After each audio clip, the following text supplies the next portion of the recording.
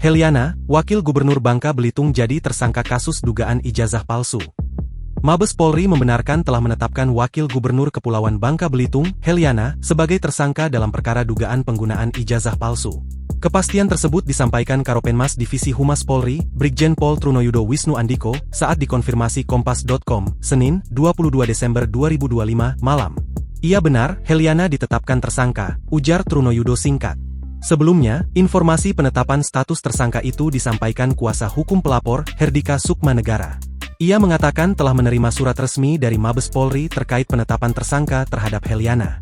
Benar terkait informasi tersebut. Kami juga sudah menerima surat pemberitahuan penetapan tersangka dari Mabes Polri, yaitu tentang perihal ijazah Wakil Gubernur yaitu Ibu Heliana, kata Herdika dalam keterangannya. Herdika menjelaskan dugaan penggunaan ijazah palsu itu mengacu pada hasil penelusuran Pangkalan Data Pendidikan Tinggi. Dalam data tersebut, Heliana tercatat mulai menempuh pendidikan tinggi pada 2013 dan berstatus mengundurkan diri pada 2014. Tidak mungkin ijazah sudah keluar hanya kuliah 1 tahun saja, terang Herdika. Kasus ini bermula ketika mahasiswa Universitas Bangka Belitung, Ahmad Sidik bersama kuasa hukumnya Herdika Sukmanegara, melaporkan Heliana ke Bareskrim Polri atas dugaan kepemilikan ijazah palsu.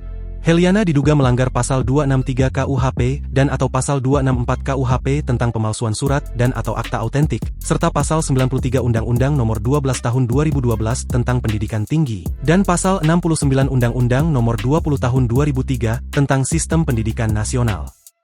Download Tribun X sekarang, menghadirkan lokal menjadi Indonesia.